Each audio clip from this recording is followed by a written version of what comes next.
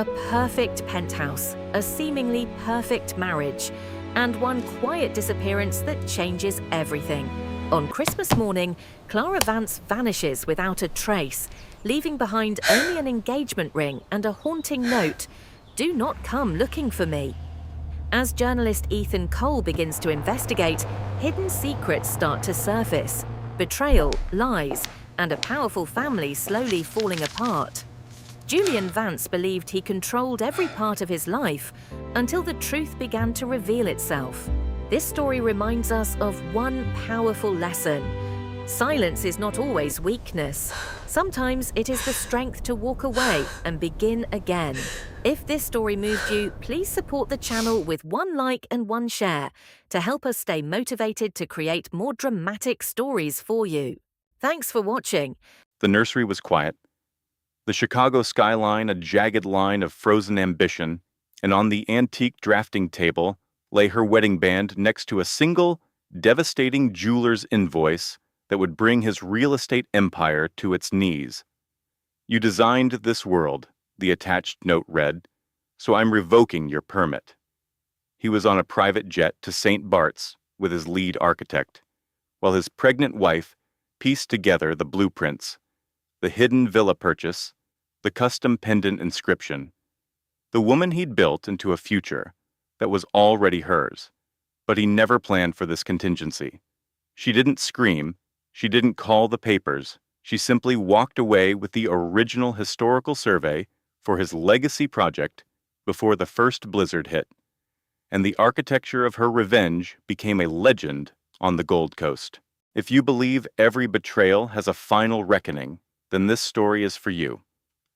The nursery was complete. Now, Chloe Vance stood in its doorway, clutching a small, antique brass doorknob she had found for the closet.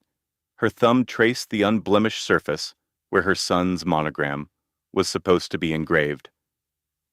She spoke into the silence, her voice cracking over the words. "He didn't just sabotage our last holiday, he bulldozed the foundation of our entire life. And I was so focused on the blueprints, I never even saw the demolition crew." But that catastrophic truth was still hours away. Our story starts on the morning of Christmas Eve, when Chloe still believed in the flawless life she shared with her husband. The Vance penthouse, suspended high above Lake Michigan, was a monument to inherited fortune. Snow swirled past the grand floor-to-ceiling windows, wrapping the city in a soft white blanket. Tasteful, antique candelabras were placed along the marble sills, their warm glow meticulously calibrated to the exact ambiance Julian Vance's personal brand consultants had designated as enduring for their lifestyle. Inside, a 15-foot fir tree was sparsely decorated with miniature, handcrafted models of iconic buildings from their trips to Rome and Prague.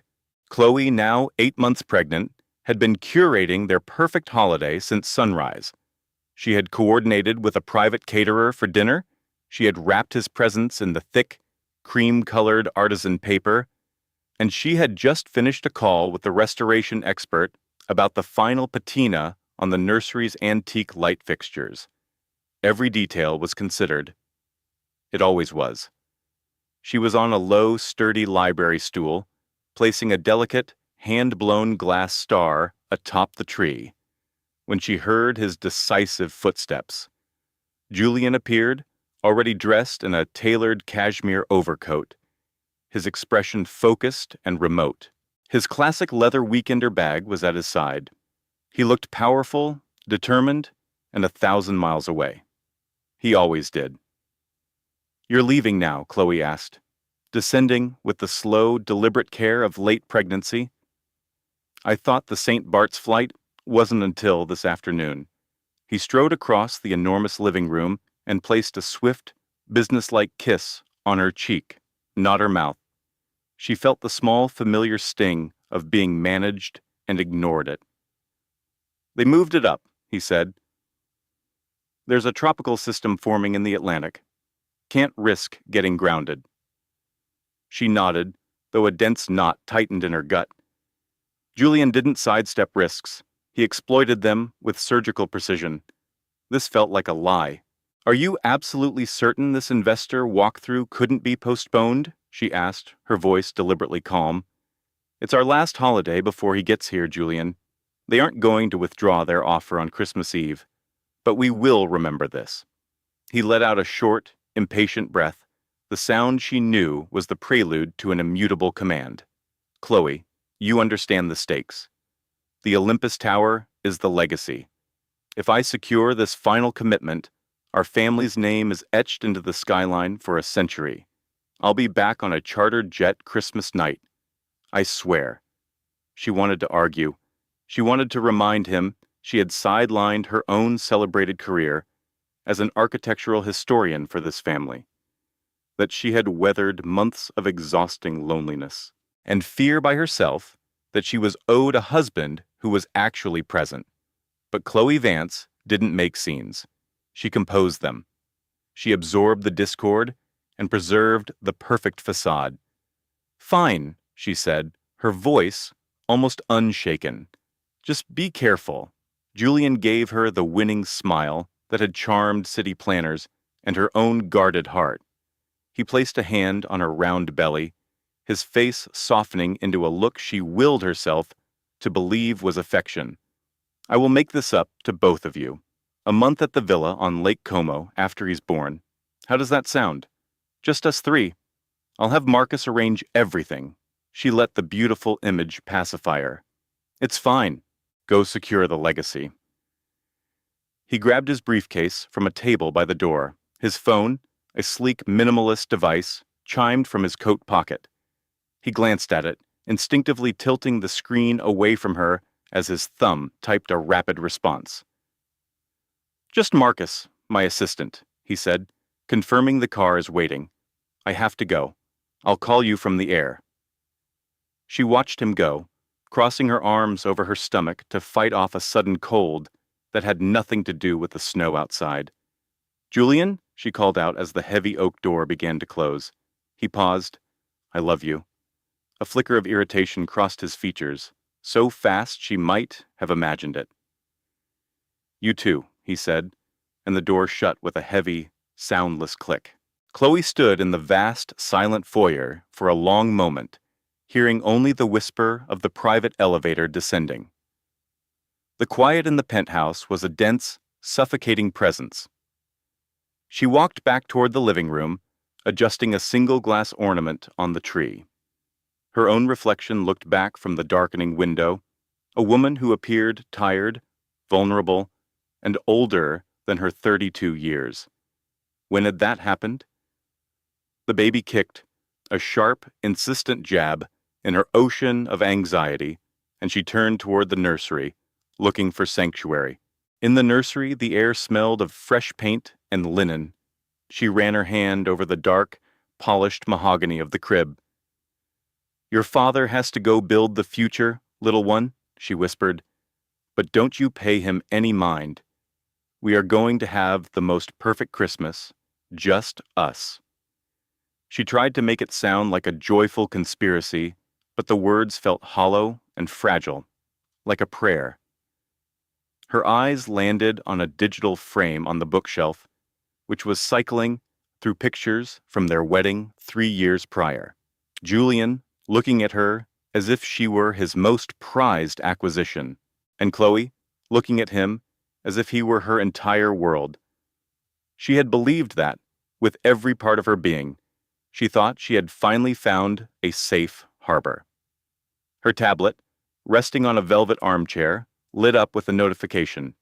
She assumed it was Julian, letting her know he was at the airport. It was from her sister, Ava, the designated godmother. "Merry Christmas Eve. How's my favorite little nephew doing?" Chloe forced a smile and typed, "Auditioning for the soccer team against my ribs." Julian had to fly to the Caribbean for an emergency investor walkthrough. Ava's reply came back instantly. "A site visit in St. Bart's on Christmas Eve?" The bluntness of the question made Chloe's throat feel tight. She typed back, "Yeah, a massive international investment group. You know how he is."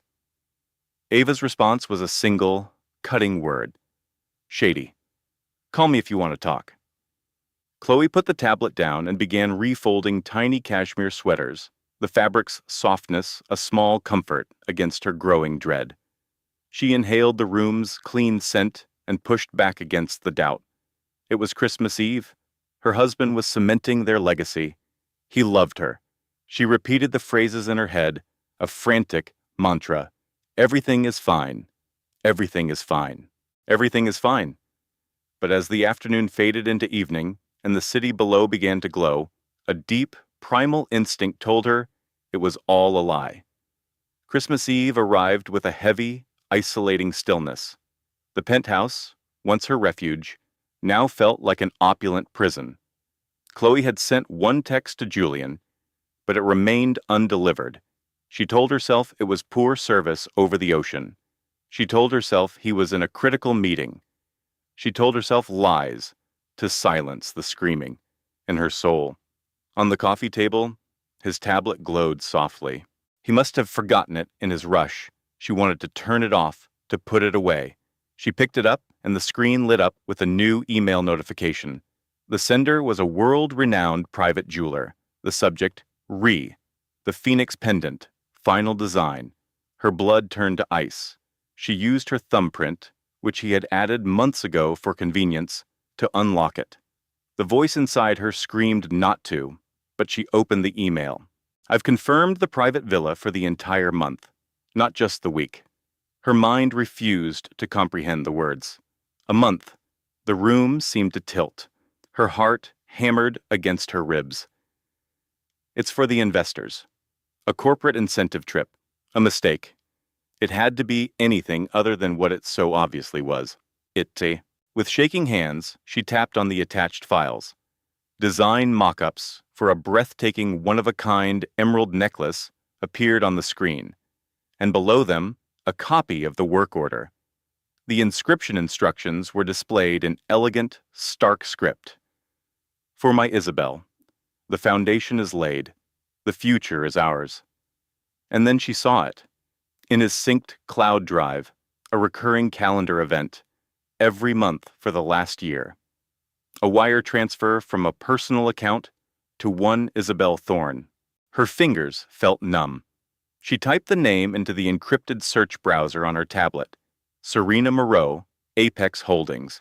The first hit was a glowing profile in a global finance magazine. The visionary disrupting European real estate.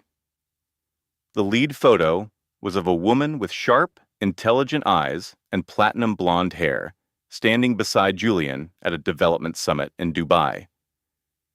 He was looking at her with a raw, unguarded intensity that Amelia realized, with a certainty that hollowed out her soul, he hadn't directed at her in years. A professional chill, colder than the air conditioning in their Manhattan penthouse, settled deep into Amelia's bones. She was reviewing the server backups for their smart home system, looking for the corrupted file that was making the lights flicker. That's when she saw it, a hidden partition, password protected. She tried an old anniversary date, and it opened. Inside was a single saved video call from 3 nights ago. The connection was flawless, the audio studio quality, and the content was utterly devastating. He was on the call with a woman named Serena, finalizing details for a private equity venture in Monaco.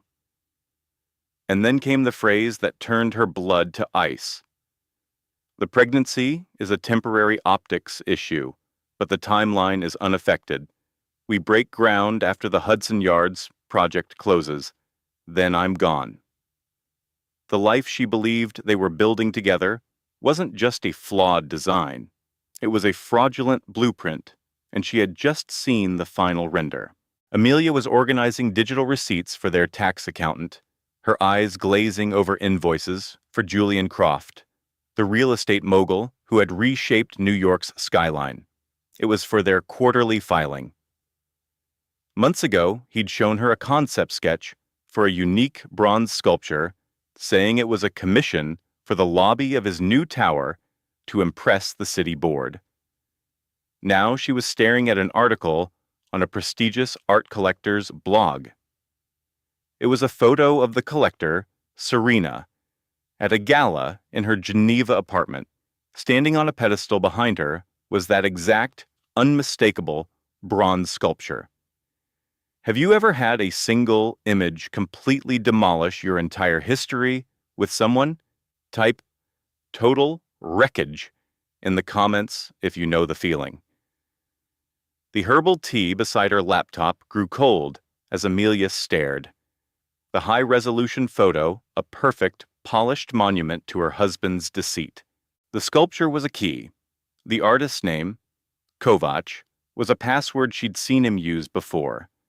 It unlocked a hidden folder on their shared network drive.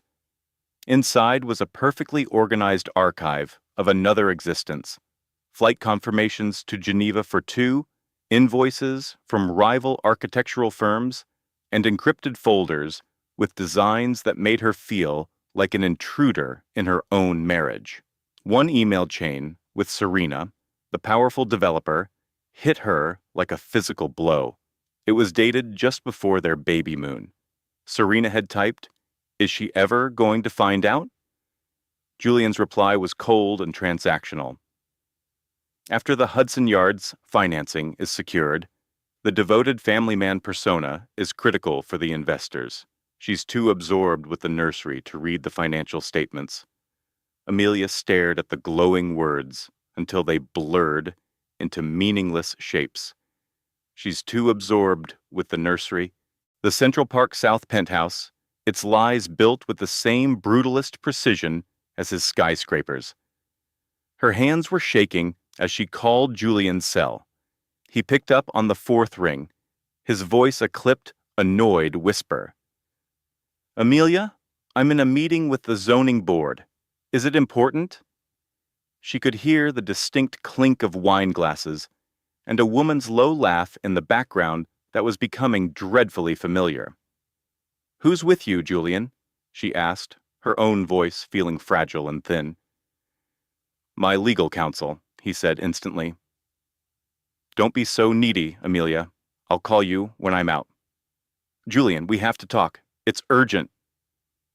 A long, frustrated sigh echoed down the line. "Whatever you think is urgent will have to wait. I'm navigating the final approval for the biggest project of my life. More urgent than your wife, who is 7 months pregnant with your daughter," she wanted to scream. "More urgent than the child you swore you couldn't wait to show the world to from the top of this tower." But the words caught in her throat, strangled by a sudden bitter wave of nausea. She heard the woman's voice again, much closer this time, and a structural support in her trust for him buckled completely. "Look, I have to go," Edith Julian said. "Enjoy your evening." The line clicked dead. Amelia stood in the vast, echoing silence of their showpiece apartment. The custom cove lighting he'd designed glowed softly, completely indifferent to the demolition of her world. Then, a cold sense of purpose settled in, and she straightened her shoulders. She walked up the floating glass staircase and pushed open the door to the nursery. The sleek Scandinavian crib they had ordered from Denmark stood under a custom mural of a fantastical cityscape. This room, a project of their supposed shared dream, now felt like a staged model unit for a life that was never going to be hers. She slid down the wall to the floor, wrapping her arms around her belly. As the sobs finally came, they were silent, hot, and felt like they were tearing her apart. She cried for the future she had so carefully designed, for the man she believed was her partner, and for the life that was now just a collection of broken contracts. When the grief finally passed, it left something hard and sharp in its place. Not anger, not sorrow. It was resolve. She picked up her phone and called David. Her older brother answered immediately. "Amelia? You sound terrible. What happened?" Amelia's voice was strangely calm, a quiet hum against the hurricane inside her. "I need you. Julian is not the man I married. He's not even a convincing blueprint of him." David drove in from Scarsdale before the sun rose, his understated sedan containing a weekend bag and his litigator's mind already outlining potential injunctions. Neither of them had slept. They sat at the enormous quartz kitchen island, the lights of Manhattan still sparkling against the dark sky, their conversation a low, strategic murmur. As the first pale light broke over the East River, David's tone was all business. "Show me everything, from the ground up." Amelia angled her laptop toward him. She had used the long, silent hours to construct a dossier of his betrayal, downloading statements for offshore entities from his hidden folder, taking screenshots of every single damning email, and building a precise timeline of his conspiracy. This was not the peaceful night she had planned, but it was going to be the first night of her reconstruction. David scrolled through the evidence, his face hardening with every document. The deed for a penthouse in Monaco, the wire transfer confirmations to a holding company in the Caymans. The messages detailed a 10-year global development strategy that made no mention of Amelia or their daughter. Finally, he looked at her, his eyes like chips of granite. "This isn't just an affair, Amelia. This is a premeditated corporate raid on your marriage." "I know." "No, you don't," David said sharply. "These transfers, he's using shell corporations to hide profits and devalue your shared assets. By the time he files for divorce, he'll claim his development company is on the brink of collapse. You have to move, first and fast." Amelia clutched her now cold mug. "What do you mean?" David leaned in. "Guys like Julian, with their massive egos and public profiles, they don't just cheat. They orchestrate hostile takeovers of their own families. When the wife finally sees what's happening, the assets have already vanished. The lawyers freeze what little is left, and she's trapped in a legal battle designed to bankrupt her." "We have a prenup," Amelia whispered. "He promised it was just a formality to protect his family's seed money." David let out a short, bitter laugh. Of course he did. His legal team drafted it to shield his initial capital. It makes no mention of future earnings or intellectual property, which is where he's hiding the real fortune. The good news is, you are entitled to half of all marital assets, but only the half we can actually find and prove exists. Amelia looked at the mountain of irrefutable evidence on her screen. "So, what is my first move?" David's response was immediate and absolute. "You vanish, tonight, before he comes home and realizes his entire master plan has been exposed." "Vanish? Where in God's name would I go?" "To our grandparents' old cabin in the Adirondacks. It's been boarded up for years. It's completely analog, no internet, barely any cell service, nothing that can be traced to you. Only the family knows it exists." Amelia shook her head, her hand moving instinctively to her stomach. "I can't just run away. It's not running away when you're protecting your unborn child and your future from a shark. You have every legal right to be there. What you don't have, Amelia, is the luxury of hesitation." The words hung in the air of the hyper-modern apartment. Amelia glanced at the sleek designer Italian furniture she had never truly found comfortable, at the climate-controlled gallery walls and the absurdly complex induction cooktop. She had tried to make this apartment a home, but it had always just been another one of his meticulously curated showrooms. "If I leave," she said, her voice thin, "everything shatters, my entire life." David put a steady hand on her shoulder. "Do you honestly want to stay? In a life built on a fraudulent set of blueprints, with a man who is planning to bulldoze you and your child out of his future?" Amelia thought of Julian's face in the magazine photo, of the bronze sculpture he had lied about, of his cold, dismissive voice on the phone. She was treating her and their unborn daughter like a flawed blueprint in his grand design. "No," Eleanor whispered, the word a solid foundation in her chest. "I'm not staying." "I didn't think so. Let's get your things." They worked with a focused, silent efficiency. Eleanor packed only the items that held her own history, following Simon's advice.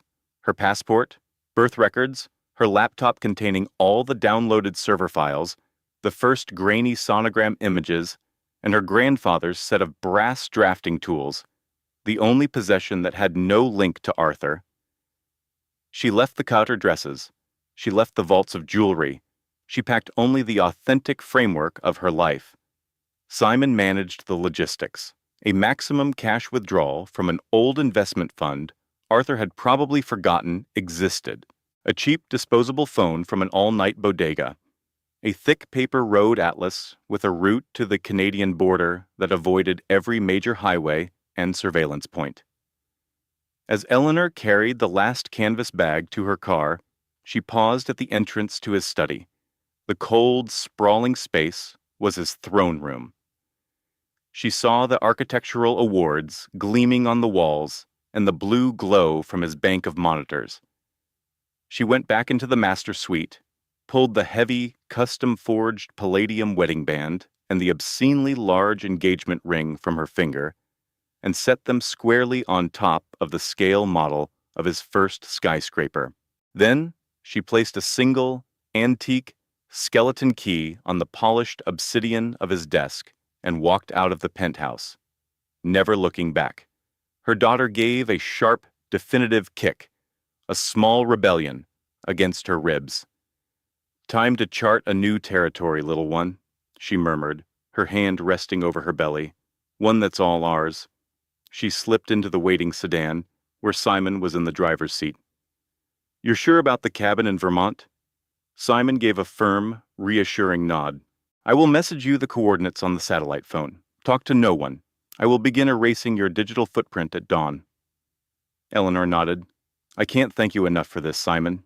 You can thank me with a maple latte and stow when this is all over." Eleanor started the car, the engine a low hum against the rainy Boston night. She took a final look at the seaport penthouse, a fortress of glass and chrome built on a bedrock of deceit. Then she pulled away from the curb and drove north, heading toward a foggy sunrise, leaving behind a life that was merely a beautiful cage and carrying the only thing that had ever been truly hers. As she drove, a relentless rain began to fall, scouring the streets and blurring her tracks, dissolving her from the city's memory like a faded photograph. Arthur Sterling returned to his Boston Seaport penthouse on Thanksgiving night, to a home that was profoundly, unnervingly silent. The first signal that something was wrong was the home automation system. The house's network, Aegis, was offline, something Eleanor, who valued her privacy from his tech, would never have known how to do. A spark of irritation grew into a cold premonition as he rode the silent private elevator from the parking garage. The flight back from Dubai had been rough. His private jet had flown through a storm system over the Atlantic, and Arthur was nursing a champagne headache while going over the final details of the new resort deal. Isabella had been livid when he'd cut the trip short by a day. She had been planning a celebratory weekend for them. But appearances were everything in his world, and Arthur Sterling was the sole architect of his own public life. He bypassed the retinal scanner and stepped into the cavernous quiet. The minimalist autumn decorations were still up, their burnished copper tones reflecting the bleak city lights from across the harbor. "Eleanor?" he called out, his voice swallowed by the two-story great room. "I'm home." The only response was the faint whir of the wine cellar's climate control. He went directly to his study, the silence of the penthouse feeling oppressive, like the air before a lightning strike. Everything was in its designated place, the bespoke furniture arranged with mathematical precision, but his eyes fixed on the architectural model that was usually in a display case. It was on his desk, and something was on it. He then saw a single, antique skeleton key placed beside his keyboard. With a jolt of pure adrenaline, Arthur logged into his private server. It flagged a security breach. A single project folder had been accessed and wiped, leaving behind only a corrupted file named Isabella. The name hit him like a physical blow. He dropped the mouse and bolted up the floating glass staircase. The nursery, with its interactive wall displays and biometric crib, was perfect, sterile, and devastatingly empty. Their enormous custom bed was made with military precision. The imported fret linens on her side of the bed were cold and untouched.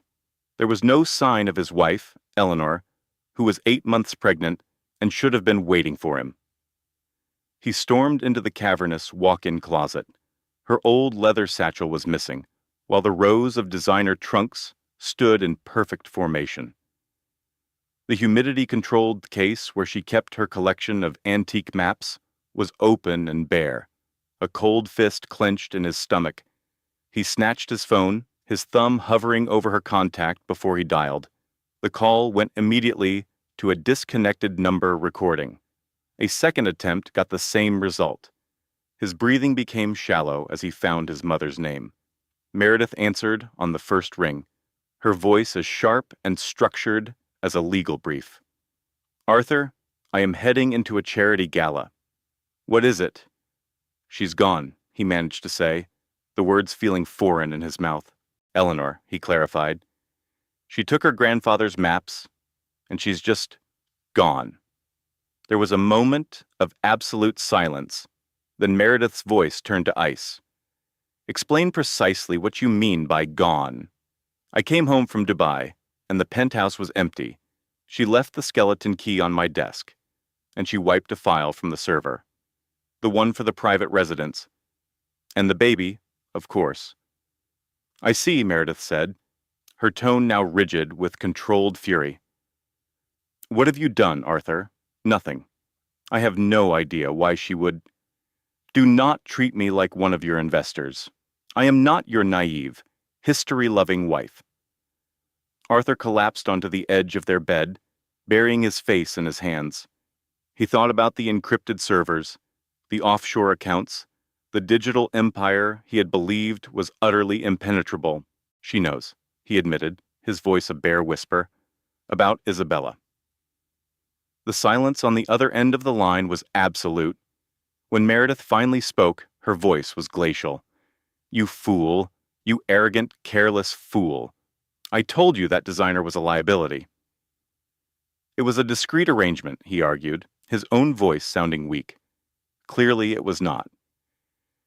"Do you have any idea where Eleanor might have gone?" Arthur's mind raced. Her parents were gone, and she had distanced herself from her old circle after they were married. Simon, that archivist from the Historical Society. But he hadn't heard Eleanor mention his name in years. "Maybe Simon," he said. "They were very close when she worked at the Society. Then you will contact this man immediately and discover what he knows. I will engage my own people. We must contain this before it threatens the zoning approval for the waterfront project." Arthur mumbled his agreement, but his mother was already strategizing. A different emotion was now cutting through his panic, something hot and vicious. It was rage. How dare she do this? How dare she take his child, his heir, and simply vanish, without giving him a chance to manage the situation, to frame the narrative, to reestablish control? He had given her a world she couldn't have dreamed of, a glass kingdom in the sky, a name that developers and politicians whispered with reverence. And this was how she repaid him. "Mother," he said, his voice hardening to cold steel, "find her. The cost is irrelevant. Damien's order was cold and immediate. I have a cybersecurity team that specializes in digital forensics. We will have her location with complete confidentiality." After ending the encrypted call, Damien stood alone in the nursery. The ceiling was an interactive celestial projection, showing the star patterns for his daughter's scheduled birth date. In the center of the room, the smart crib sat empty and silent, a monument to a legacy he had just secured. The air smelled of fresh paint and calculated victory. He swiped his phone open and placed a second call. Ava answered, her voice a low, confident purr. "Darling, I was starting to wonder. My schedule just miraculously cleared for the evening." Damien's tone was flat, devoid of any warmth. She knows. She accessed the partition, and now she's fled. He heard a quick, sharp gasp from the other end of the line. Oh, Damien, what does this mean for us? It means you will do nothing. You will attend the product launch tomorrow, smile for the cameras, and allow me to manage this. Is that clear? Yes, darling. Of course. Anything you say.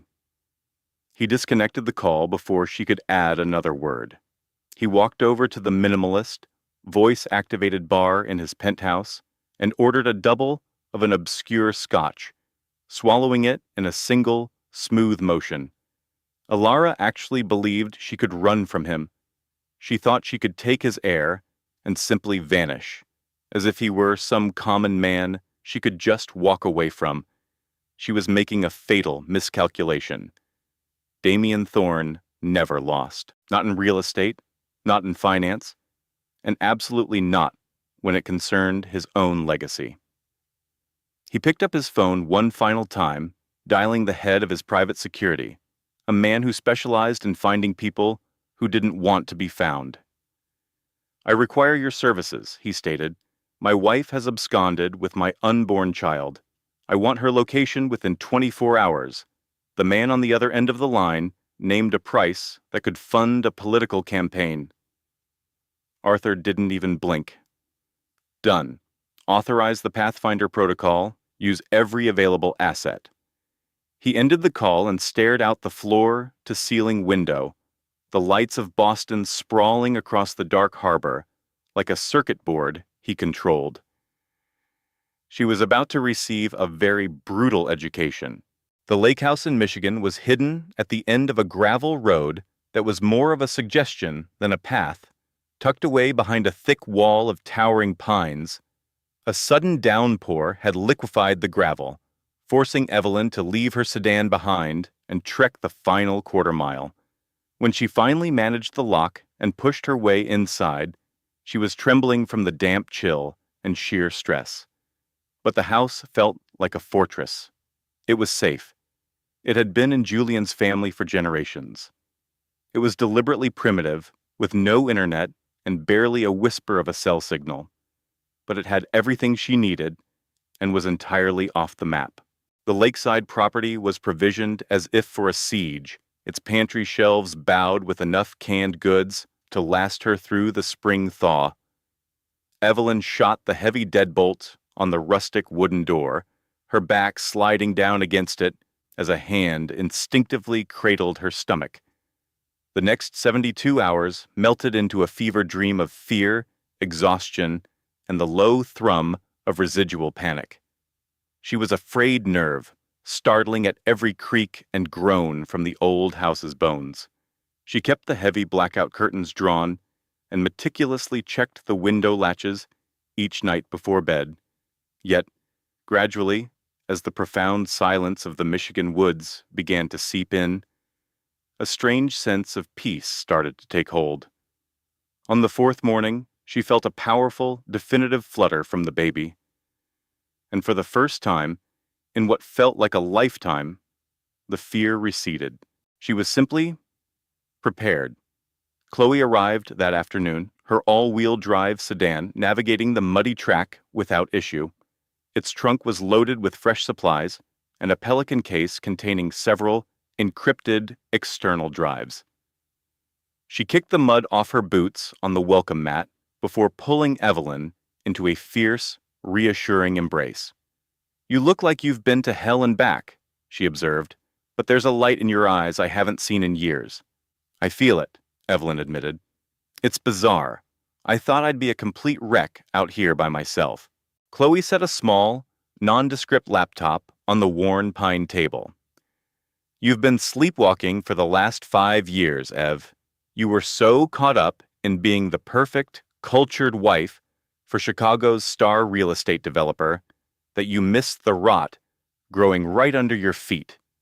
As Evelyn brewed coffee, Chloe booted up the laptop, a file decryption process filling the screen. She'd been analyzing the documents for weeks. On the drive were scanned pages from a hidden ledger, detailing offshore accounts Evelyn had no knowledge of. and acquisition records from art galleries moving millions to shell companies in the Cayman Islands. It was a sophisticated web of money laundering that made his infidelity look almost trivial. For the past 3 years, he's been using the budgets for his new developments to fund this scheme, Chloe said, gesturing to a dizzying flowchart. The art he commissions for these luxury high-rises is acquired at massively inflated prices, making the write-offs seem like aggressive but plausible expenses. When he files for divorce, he'll claim his development firm is over-leveraged and facing bankruptcy. You'd be left with pennies. Evelyn's eyes fixed on an account number on the screen. What's the total we're looking at? On the low end, he has siphoned off at least $70 to $80 million that should be part of your shared marital assets and company profits. The figure was staggering. She knew Julian was cutthroat in his business dealings, but she never imagined criminality on this scale. And it's worse than that, Chloe continued, her tone grave. I started looking into Bianca Rossi. She's not just the interior designer he was having an affair with. An untraceable shell corp, one of his, provided the initial 100% of the capital for her art gallery 4 years ago. What does that prove? It proves she wasn't some random affair, Evelyn. She was a business partner. He was methodically building his exit strategy, just waiting for the moment to sever you from his life with surgical precision. A wave of ice-cold realization washed over Evelyn. Every gallery opening, every museum benefit she had so meticulously organized, he was a predator, using her impeccable reputation in the art world as his cover. He had weaponized her own passion to engineer this ultimate betrayal. What's our next move, she asked, her voice steady and sharp. We build a case, Chloe answered. We document every single transaction, every inflated invoice, and when he makes his move to divorce you, we don't just countersue, we deliver the entire package to the U.S. Attorney's Office and the Chicago Tribune. For the first time since the sickening discovery, Evelyn felt an emotion more potent than grief. It was a cold, clarifying anger that sharpened her every thought. She stared at the damning financial records, then looked at her fiercely loyal friend. Walk me through it all. They worked for the next 18 hours without a break. Chloe, a forensic accounting genius, explained the intricacies of tracing laundered money through the opaque world of high-end art sales. Evelyn, drawing on her art curator's deep knowledge of auction houses and provenance, understood the nuances immediately, her mind sparking to life after years of being patronized and dismissed. By the time they finally stopped, the early morning sun was glinting off the lake, and Evelyn knew her former life was completely gone. But a new one was just beginning. Chloe served up 2 bowls of takeout pho at the small dining table in her Lincoln Park condo, while Evelyn stared at the rain streaking the high-rise window. As they ate, the silence between them was easy and profound. I thought leaving, getting away from all of it, would feel different, Evelyn said, her voice barely audible, but I just feel empty. You don't miss him, Chloe said softly. You miss the life you thought you were going to have. You miss the person you thought you were building that life with. Evelyn gave a slow nod. I can't stop going over it all. Every little warning sign I dismissed. Every time I convinced myself I was just being insecure.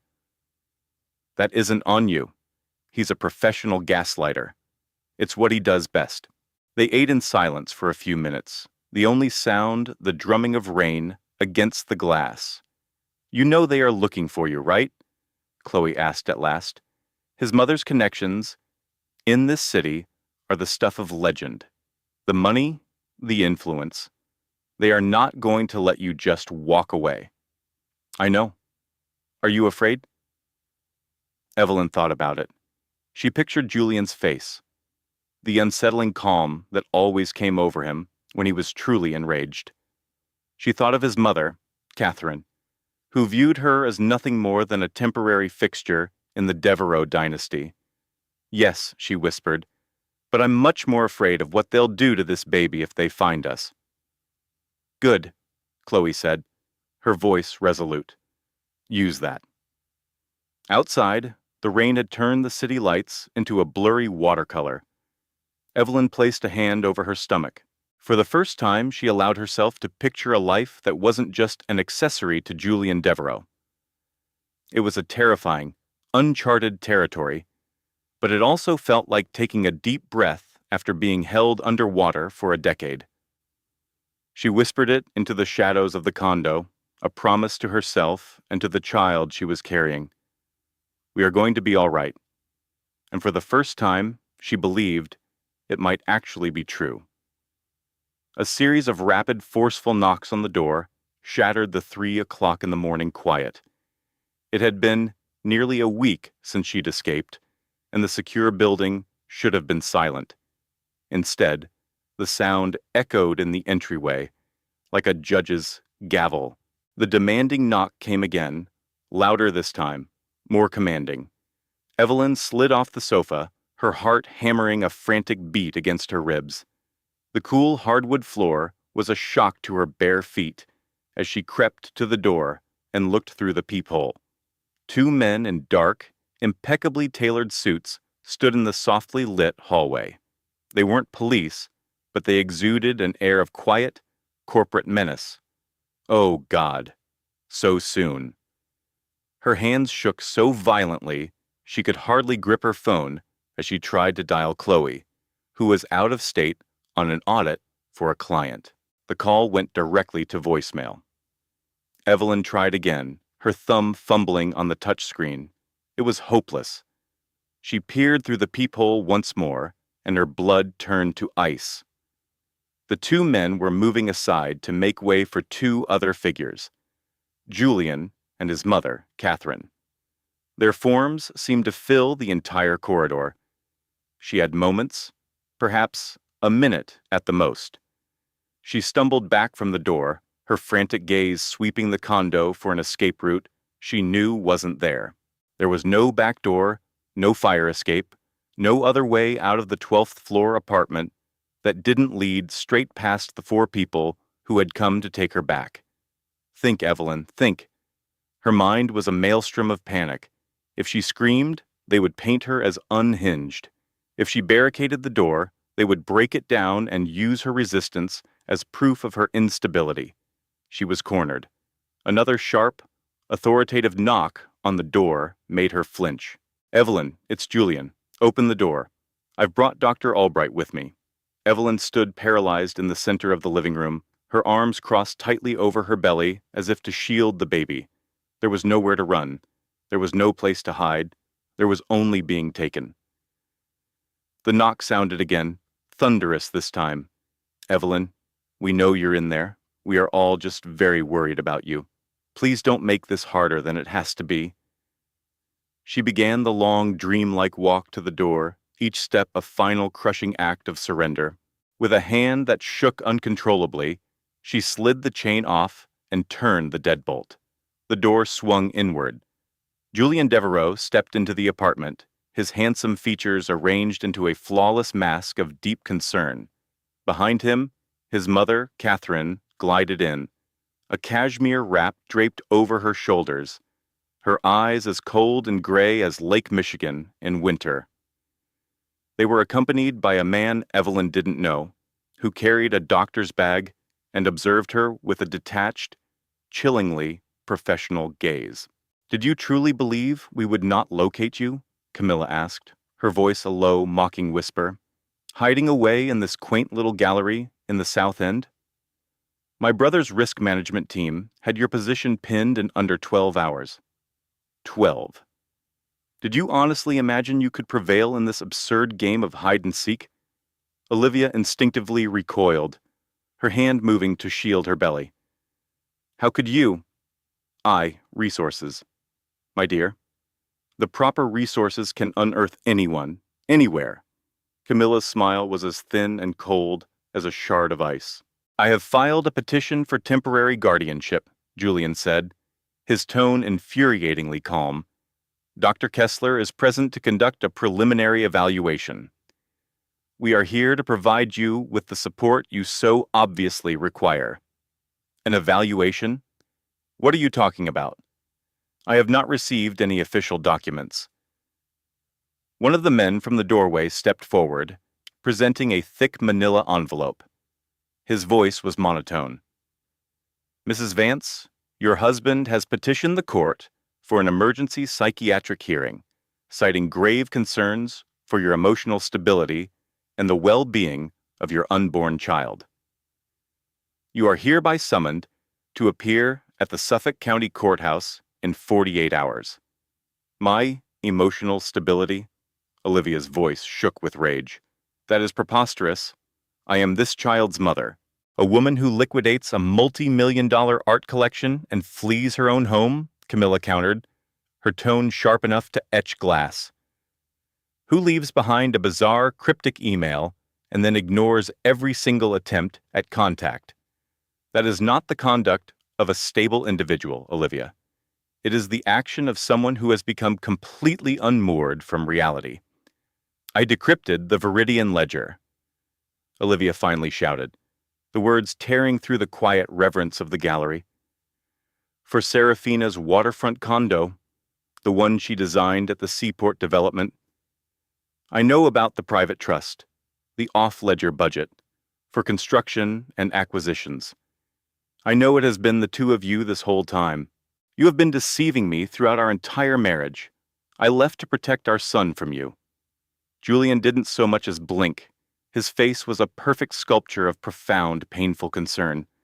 Do you see, Doctor? The paranoia. These elaborate, unfounded conspiracies. This is precisely the behavior I was attempting to describe. The man holding the leather portfolio finally spoke, his voice placid and reassuring. Mrs. Vance, my name is Dr. Kessler. I am a clinical psychologist. Your husband has retained me to offer the court an objective, third-party assessment. The most beneficial course for all involved, particularly for you, is to cooperate without resistance. Just return to the house on Beacon Hill, Olivia. Let us resolve this matter away from public view, Julian urged, his voice a soft, persuasive melody. Olivia's eyes darted from Julian's manufactured distress to his sister Camilla's smug sense of victory, then to the doctor's clinical neutrality. She searched their faces, desperate for a weakness in their united story, a glimmer of faith in hers, any hint of a shared humanity. There was none. They were an unbreakable front, a fortress of power and influence, selling a fiction that had already sealed her fate. What option do I have, she breathed, the words barely audible. You have 48 hours to file a response to the petition, the doctor informed her, his tone purely factual. Should you fail to do so, a summary judgment is the probable outcome. Given the documented instability, Mr. Vance will almost certainly be awarded sole legal and physical custody after the child is born. Olivia felt the antique hardwood floor of the art gallery seem to fall away, the entire curated, beautiful world she occupied tilting off its foundation. The life she had built, the safety she had assumed was absolute.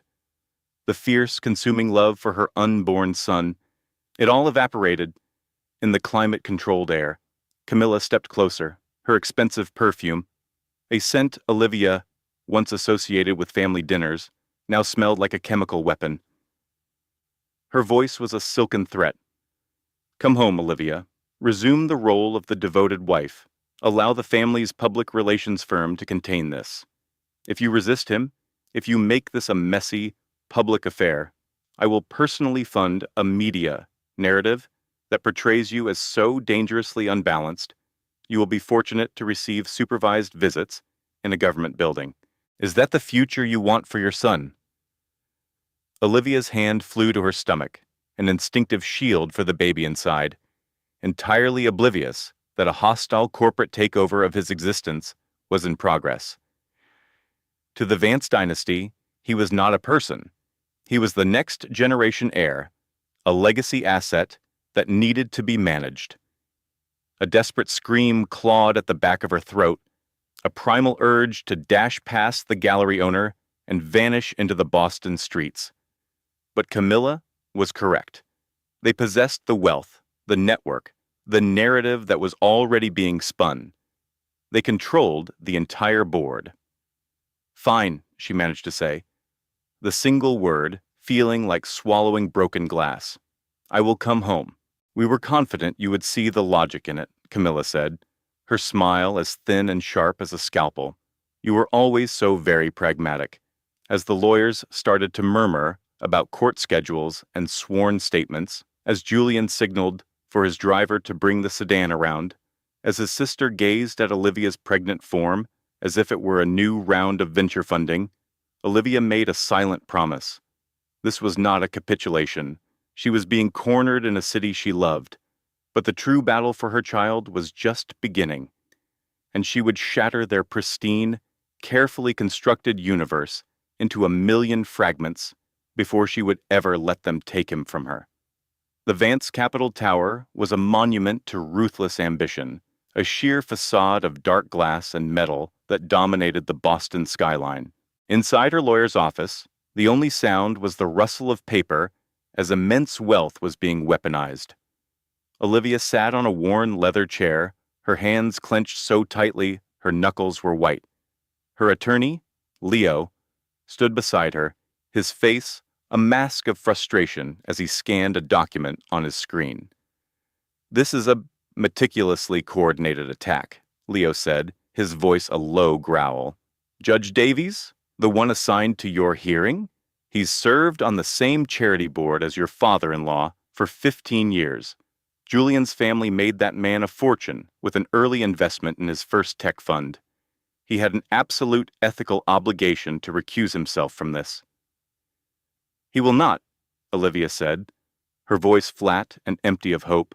"They have accounted for everything. We have to submit a motion demanding his recusal. They will simply reject it. Then we appeal to a higher court. And finance that with what, Olivia? He has locked down everything, every credit card, every joint account, every single investment." Leo looked at his client, at her pale but determined face, and felt his professional composure begin to fray. He was starting to grasp that they were not merely facing a powerful spouse.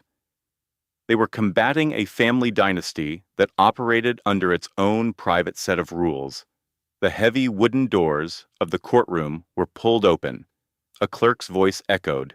Calling their case number, Olivia rose, her legs feeling like lead, and walked into the chamber where her life was about to be systematically taken apart. The courtroom felt less like a hall of justice and more like a private boardroom, paneled in intimidating, dark wood. Julian was already seated at the respondent's table, flanked by a woman known in Boston's legal world as the architect, Eleanor Croft. He would not meet Olivia's gaze, staring straight ahead with the impeccable posture of a man who was both deeply wronged and profoundly concerned. In the gallery right behind him sat Serafina, watching the proceedings with the placid, patient gaze of a hunter who knows the chase is already concluded, and beside her, poised and elegant in a stylish maternity dress that highlighted her own pregnancy, was the woman carrying his other baby. Seeing her there, in that room, was a physical blow. "All rise for the Honorable James Davies." The judge entered, a man with a thick mane of white hair and an aura of absolute command. He gave a brief, almost imperceptible nod in the direction of Julian's table before his eyes passed over Olivia and Leo with complete indifference. "We are convened to address the emergency petition regarding the mental competency and immediate custodial arrangements for the unborn child of the Vance Union." He looked toward Eleanor Croft. "Ms. Croft, you may begin." Eleanor stood, and her presence immediately filled the room. "Your Honor, my client, Mr. Julian Vance, appears before this court today motivated by a deep and urgent fear for the safety of his unborn son. On March 5th, his wife, Olivia Vance, suffered a severe psychotic episode, abandoning their Beacon Hill residence, severing all contact, and exhibiting profoundly erratic and alarming behavior. Olivia had to physically restrain herself from jumping up and shouting that the evidence of his deception was on a secure drive in her purse, inside a file named Viridian Ledger, which documented his entire cold-blooded betrayal. But Leo's firm hand on her arm was a silent, urgent order. Not now, Ms. Croft continued, her voice steady as she held up a thick, professionally bound document. We have also obtained a preliminary psychological assessment from Dr. Kessler, who is ready to affirm that Mrs. Vance's recent actions are consistent with a debilitating case of antenatal psychosis, which involves paranoid fantasies and poses a substantial risk to the infant's safety after birth. Olivia leaned over, whispering frantically to Leo, "I met that man one time for a 30-second handshake at a museum gala 2 years ago." "I know," he whispered in reply. "We will destroy his credibility during cross-examination." But when Leo stood to raise an objection, Judge Davies waved him off with a gesture of pure dismissal. The assessment was requested by a concerned spouse. "Your objection has been noted for the record, counselor." The following hour was a surreal and chilling exercise in corporate theater. Sophia Flores was called to the stand, not as a simple witness, but as the star performer.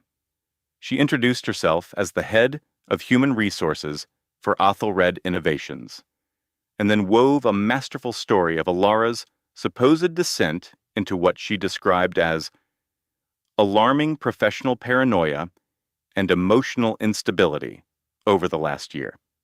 She became fixated on conspiracies, Sophia said, her voice filled with fabricated concern.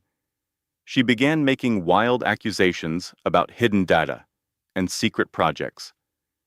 I personally witnessed several of her deeply inappropriate and aggressive outbursts during executive briefings. Alara stared at the woman who had helped orchestrate the demolition of her life, and was now committing perjury to take her daughter, and a deep, soul-crushing cold settled into her very bones. When Alara's lawyer, Marcus, attempted to introduce the decrypted server files from the Odyssey protocol as proof of a conspiracy, Judge Albright shut him down instantly. "This is a hearing about the immediate welfare of an unborn child.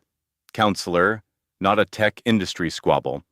Mr. Thorne's private digital archives have no relevance here. Your Honor, his systematic plan to defraud my client and seize their child is directly relevant to his fitness as a parent. The objection is sustained. Please move to a different topic, Counselor." But there was no other topic. Every piece of irrefutable proof Alara had, every decrypted file, every incriminating email, was dismissed as inadmissible or irrelevant. Every single point Marcus made was methodically dismantled. It was excruciatingly clear that the verdict had been decided before they ever entered the courtroom. The judgment was delivered with brutal efficiency. "In light of the testimony and documentation provided," Judge Albright declared, "this court grants temporary sole legal and physical custody of the child upon its birth to the father, Mr. Damian Thorne. Miss Vance will be afforded supervised visitation, which will be contingent on the findings of a mandatory psychiatric evaluation." "No," Alara whispered, her body feeling too weak to stand. "No, you can't. He fabricated it all. They're all fabricating everything. Miss Vance, control yourself, or I will have you removed from my courtroom." "Please," she begged, her voice shattering. "Please, that is my baby. I am her mother." But the bailiffs were already moving toward her, and Damien was rising to his feet, his expression a flawless mask of grave victory. Alara was frozen, watching her entire existence being taken apart by a court order. As they passed, Damien's chief counsel, a severe-looking woman named Eleanor, gave her a look of pure, unadulterated triumph. Ilara's gaze met Damien's for one horrifying moment, and she saw only the cold, impersonal satisfaction of a complex algorithm reaching its intended conclusion. She fell against Marcus, a raw, primal sob of utter despair tearing from her throat, a sound of complete and total devastation. She had been systematically outmaneuvered. They had won. They had stripped everything from her before she ever had the chance to hold her own child, and she had been completely powerless to stop them. The air in the room at the motel, just off the interstate, was thick with the smell of bleach and resignation. The cheap linoleum floor was buckled by the air conditioning unit, and the pattern on the single armchair was faded from the stress of 1,000 other transient occupants. A large, faint water stain on the ceiling looked like a ghost of a country she would never see. But the room was only $70 a night, and her liquid assets had dwindled to a pathetic $415. It had been 4 weeks since that day in court. 4 weeks of living with a constant, gnawing dread of being trapped by a legal order that would turn her daughter's birthday into the day she was taken away. And in sterile, impersonal office suites where she was permitted to hold her own baby for 2 hours while a court-appointed monitor, whose salary was paid by her husband, recorded every sound, every movement. It had been 3 weeks of sleeping in a grimy motel after Damien had the biometric locks on their Seattle waterfront condo wiped of her credentials. 3 weeks running on stale coffee and protein bars, while she tried to figure out how to build a new life from absolute zero. Damien's legal team had acted with breathtaking speed. They used her acute emotional distress and digital paranoia to justify an emergency freeze on all their joint financial accounts. They had her legally barred from their own home. They argued it was a smart home showcase property, deeply integrated with his company's proprietary technology. They had successfully reframed her desperate flight to her sister's house in Portland as an act of corporate espionage, presenting it as more proof of her unstable mental state. They had obliterated every pillar of the world she had built, one by one, leaving only ashes. And that afternoon brought the final, crushing blow. Ilara sat on the lumpy mattress, staring at the document her lawyer had just emailed her. The message glowed on her phone's screen, the words sharp and cruel, like a terminal diagnosis. A crucial witness, a former cybersecurity specialist from Damien's company, had retracted his entire statement. In a new sworn declaration, he now testified that Ilara Vance had tried to bribe him to fabricate server logs and invent a story about an affair. The document was perfect, meticulously drafted, and completely damning. Damien reached him, Marcus had said on the phone, his voice heavy with defeat. I don't know what kind of leverage he used, Ilara, but it was absolute. That man was our only expert witness who could prove the data was authentic. What about changing the jurisdiction? That motion was denied. Judge Albright is remaining assigned to the case, and the judicial ethics complaint we filed against him has been summarily dismissed. His network is too insulated, Ilara. I have never seen a case this hermetically sealed. So, what can we do now? The silence that followed on the other end of the line felt like a physical object. I have no more moves. There are no legal avenues left. I am truly, profoundly sorry. Ilara ended the call and sat in the quiet, wrapped in a stillness that was more deafening than any noise. Outside the dingy motel window, life continued as if hers had not just been destroyed. The headlights of cars streamed down the highway, slicing through the twilight. The neon sign of a nearby Picho restaurant flickered to life. It promised authentic broth and was open late. Somewhere out there, someone was living a normal life, worrying about traffic, deciding what to watch on TV, and putting their child to sleep without a stranger taking notes. Her fingers found the TV remote, and she started flipping through channels, her eyes not truly seeing any of it. Then, a segment on a tech news show made her blood turn to ice. Seattle's Tech Visionary of the Year. The story was about Damien, accepting an award at a black-tie charity gala. The shimmering logo of his company, Ethelred Innovations, projected on the screen behind him. He was charming, confident, and completely shielded from the carnage he had caused. His bespoke tuxedo was perfect, his smile projecting an aura of absolute control. He looked like a man who had never known a moment of doubt in his life. And standing beside him, with her hand placed pointedly on a small but unmistakable baby bump beneath her haute couture gown, was Ava Serrano. She was radiant, glowing with the calm assurance of a woman who had just closed the deal of a lifetime. The reporter's voiceover stated, Tech Titan Damien Thorne, with his partner and Ethelred's chief marketing officer, Ava Serrano, who are expecting their first child together. Alara felt the words slam into her. Their first child, as if her own daughter, Lily, had been nothing more than a ghost in the machine. She was nothing more than a ghost, haunting the margins of the grand narrative of Ethan Vance, the very man who was meant to be her partner in life. She pictured her infant son, Leo, sleeping soundly in his crib, within that sterile, architect-designed penthouse, tended to by a stranger on payroll instead of his own mother. Her thoughts cycled through the court-mandated 120 minutes she was allotted each week, a hollow, supervised spectacle that felt more like an audition than motherhood. For a fleeting second, she thought about surrendering to the crushing weight of it all. Her laptop chimed, the notification sound cutting sharply through her silent agony. A new message on her professional design network. She almost ignored it. What could it possibly be? More bad news?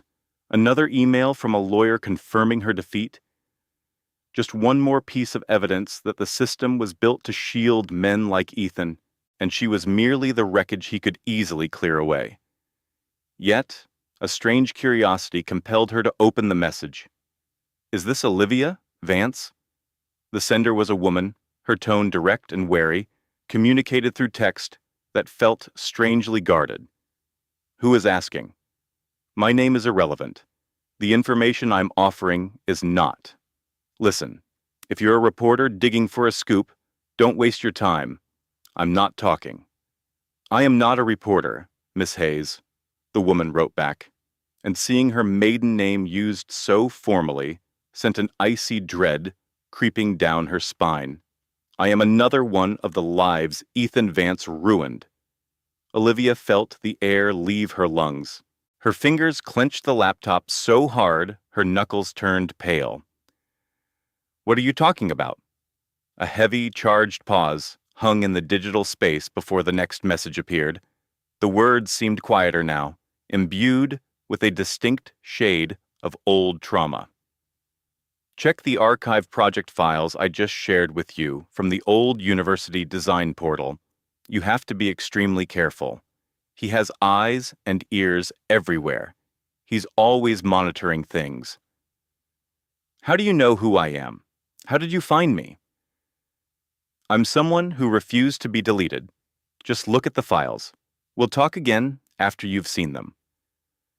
The user went offline with an abrupt finality, plunging Olivia into a world of ringing silence, her heart hammering a frantic cadence against her ribs.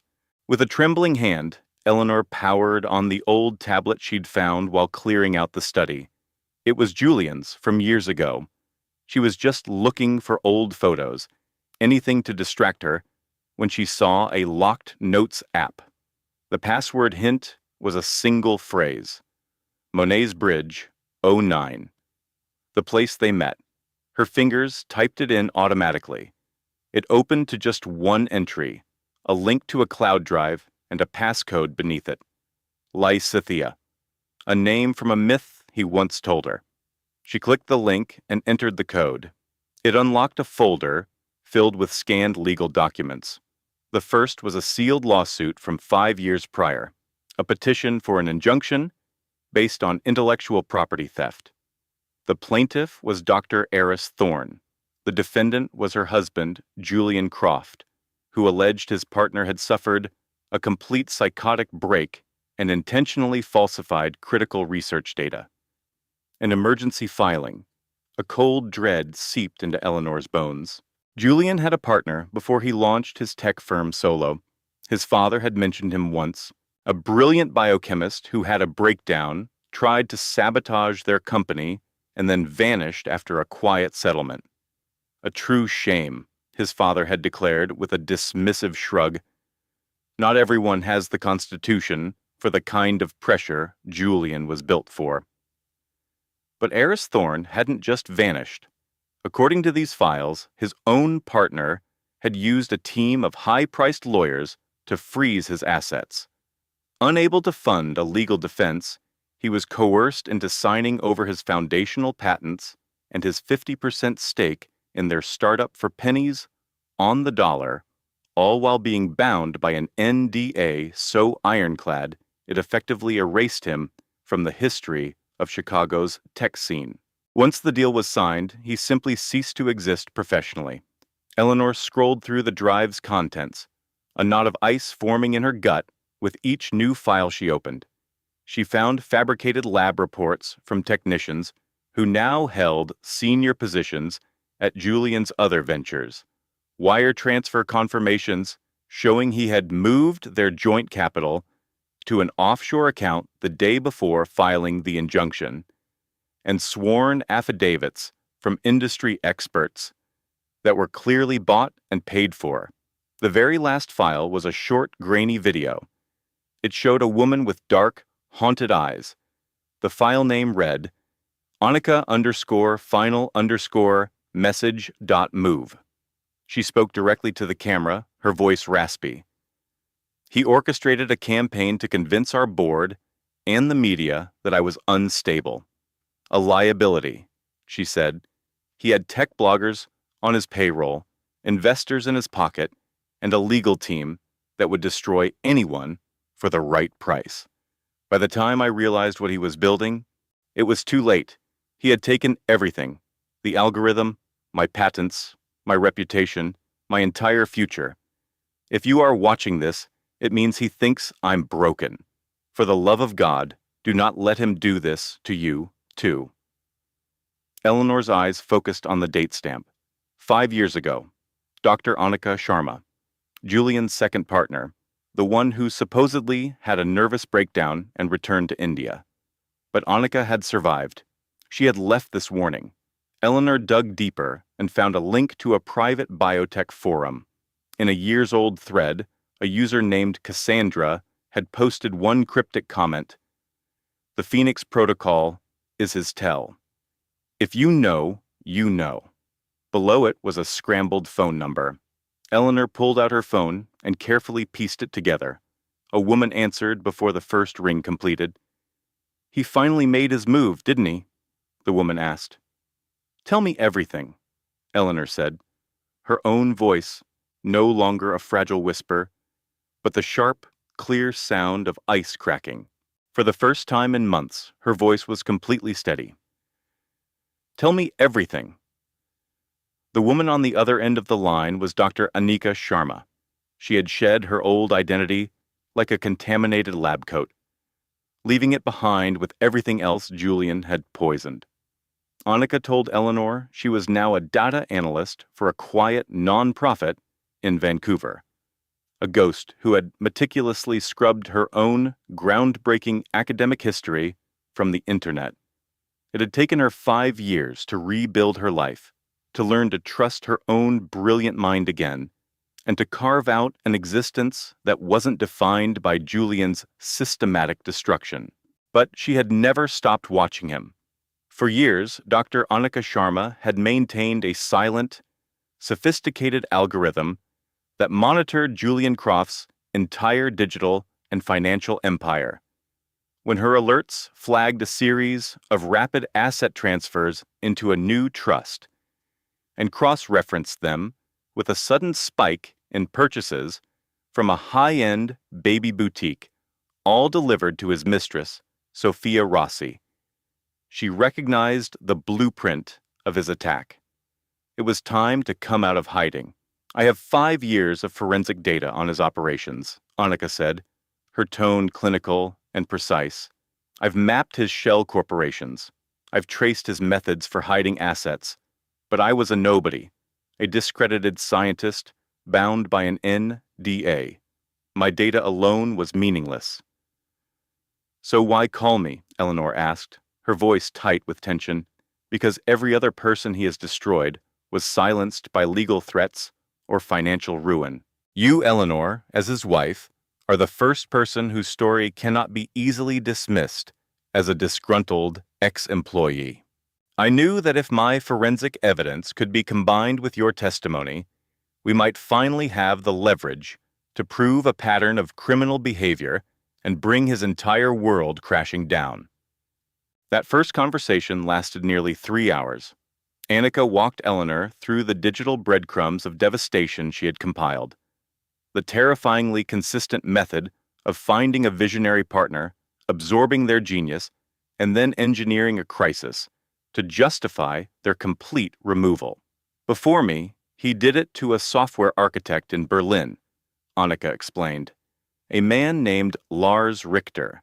Julian partnered with him on a new security protocol, stole the source code, then leaked a fabricated story to investors about Lars having a gambling problem to force a buyout.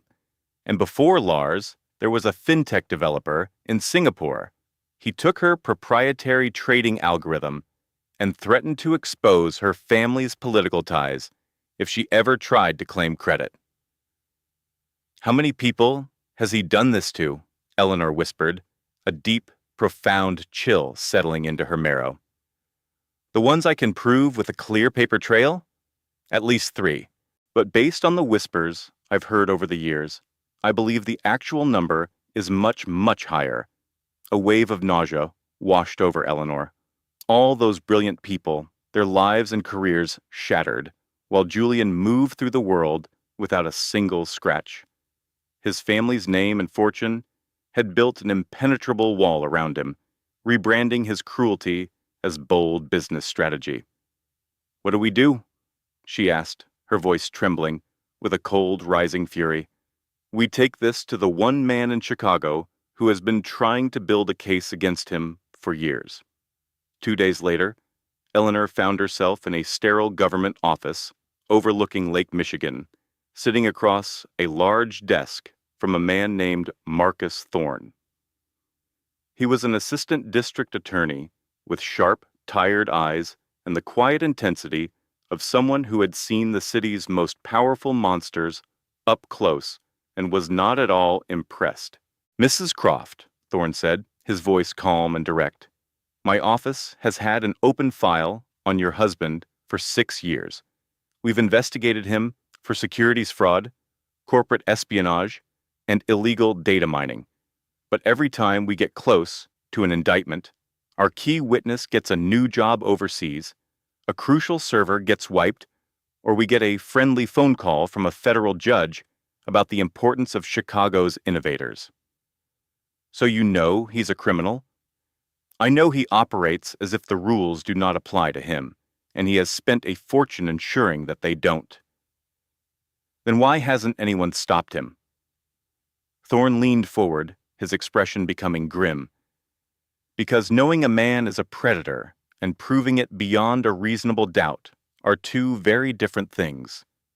I need a witness from inside his world, a credible source who can testify to his methods.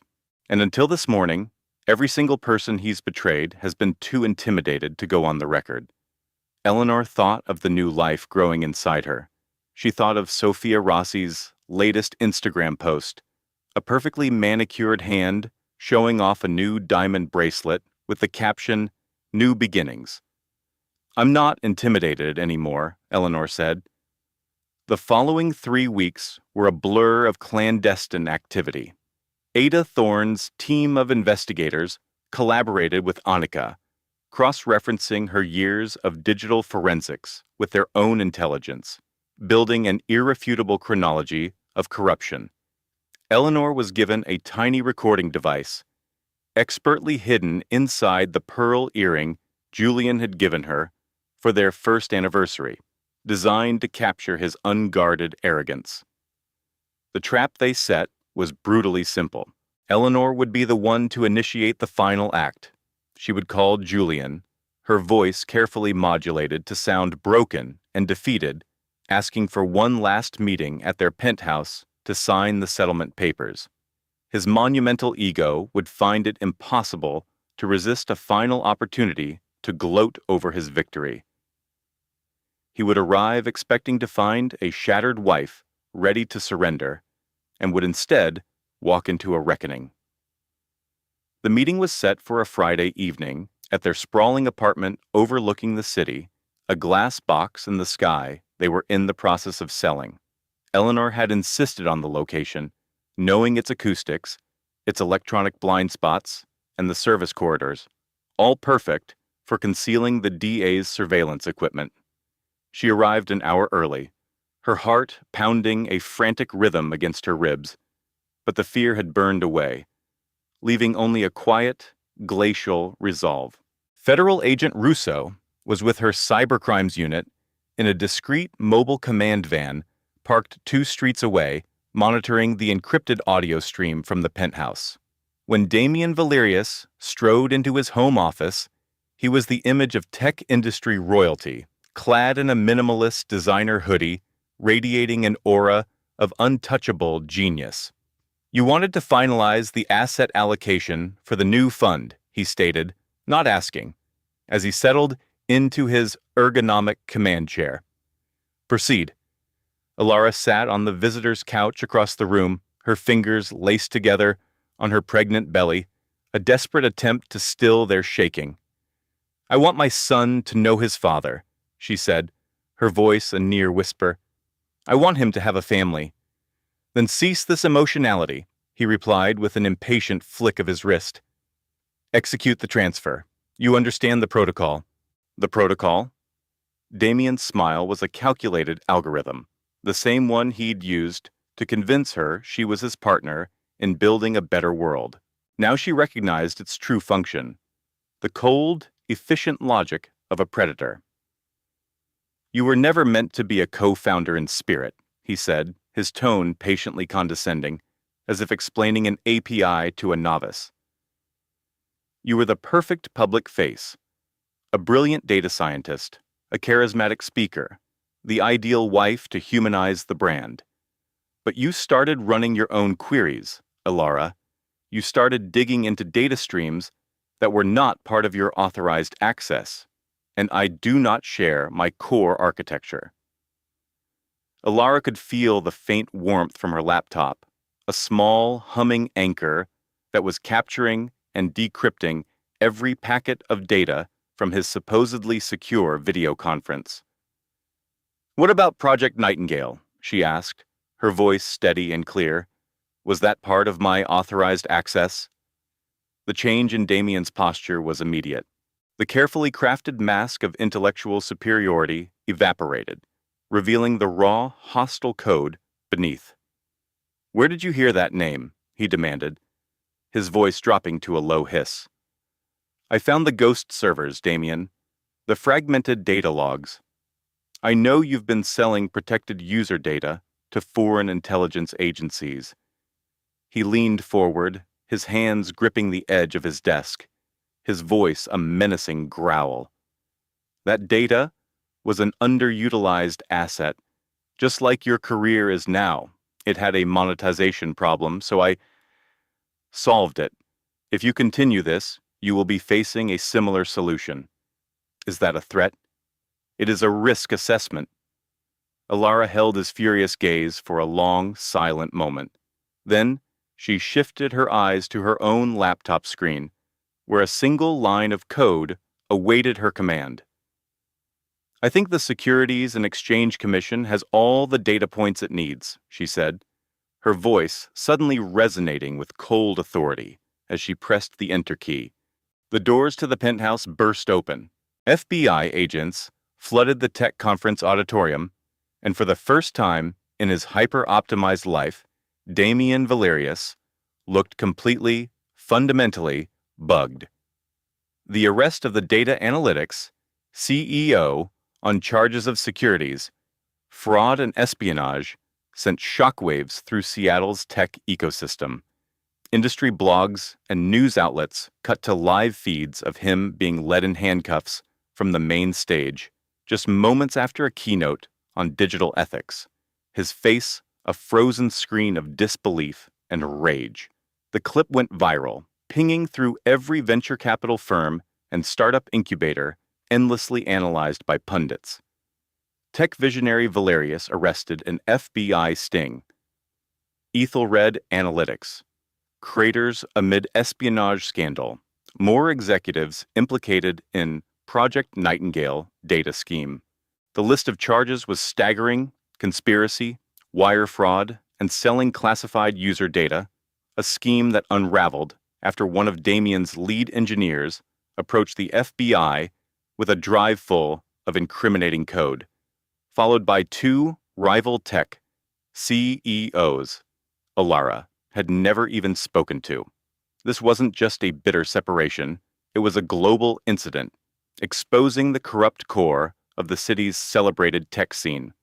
Ben, her lawyer, had warned Alara that the legal fight would be a war of attrition, and that Damian's army of Silicon Valley lawyers would attempt to bury them in digital paperwork to protect him. But some consequences were immediate. 3 days after the indictment, Chloe Sinclair was caught on a live stream by her own followers as she was escorted from her lavish, lifestyle brand launch party. A federal order had frozen every account and asset Damian had ever funneled to her. Her company, built on an image of authentic living, but secretly funded by Damian's illegal data sales, collapsed in a firestorm of online derision. Her rambling, tearful attempt to explain herself on a podcast became a viral meme, a digital ghost that would haunt her forever. That charity for digital literacy she had started to great fanfare. Forensic accountants revealed it was a shell company used to launder money. Marcus Valerius, Damian's father and a revered venture capitalist, became an outcast in the investment community he had helped build. The boards of the Tech Museum and the Innovation Council quietly demanded his resignation, and the founders, who once courted his investment, were suddenly unreachable. The Valerius name, once a key to any door in the Pacific Northwest, was now a liability. For Alara, however, the only victory that truly mattered came 6 weeks later, in a King County family courtroom that felt a million miles away from the smart-wired penthouse where her world had been corrupted. A sharp, methodical judge was on the bench. She had reviewed the terabytes of evidence from the federal investigation, listened to the damning recordings from Damian's encrypted calls, and read the federal reports. She then delivered her ruling. Sole legal and physical custody of the infant child, Leo Vance, is hereby granted to his mother, Alara Vance. Mr. Damian Valerius is prohibited from any and all contact pending the resolution of the ongoing federal criminal proceedings. Furthermore, this court finds Mr. Valerius in breach of the prenuptial agreement through acts of profound digital and financial deception, thereby rendering the agreement null and void and awarding the petitioner substantial punitive damages, along with sole ownership of the primary marital residence. Alara felt the judge's words cascade over her. Full custody. Her future was her own. She had won. Ben put a steadying hand on her arm, a grounding presence in the face of this overwhelming reboot. The profound quiet of the house was a stark contrast to the constant hum of servers it once held. But Alara's world had narrowed to the soft click of a car seat buckle.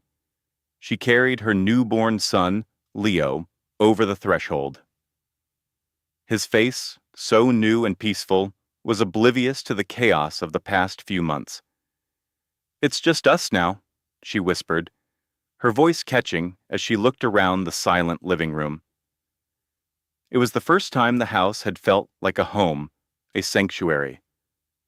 "It's just us." It was the anchor she had fought for. She held him close, her son, her victory, and a deep, cleansing sob of relief finally escaped her, like a system purging corrupted files. Leo, her infant son, cooed in her arms as she kissed his forehead. "I'm right here, my sweet boy," Alara managed to say, her voice thick with emotion. "I am here, and I am never, ever letting anyone hurt you." The year that followed was one of careful, deliberate rebuilding. Alara used the settlement to establish a foundation dedicated to digital ethics and consumer data rights, moving to a quiet house on Bainbridge Island, a world of fairies and forests, far from the cold glare of Seattle's glass towers. It was all hers. She found her purpose again, using her expertise to advocate for privacy and host workshops for the community. The work lacked the glamour and stock options of Damien's world, but it was honest, and it was healing a part of her soul. The baby, a calm, curious boy named Leo, flourished. He learned to crawl on soft rugs in a home free of surveillance. His first word was "Mama," uttered while pointing a chubby finger at her face, not a screen. In a home filled with the scent of salt air and the sound of her own laughter instead of a digital assistant's voice, he grew into a toddler who knew nothing but safety and love. Alara still had moments when her breath would catch.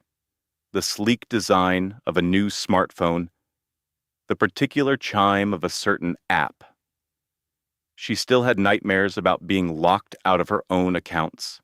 She could still see Damien's condescending smirk if she let her mind drift too far. But she was rewriting her own code, one policy paper at a time, one community lecture at a time. One crisp autumn afternoon, while sitting at a coffee shop overlooking the ferry dock, as Leo napped in his stroller, a man in a flannel shirt set his sketchbook down at her table. His name was Owen, an architect with kind eyes, and a daughter who was a few years older than Leo.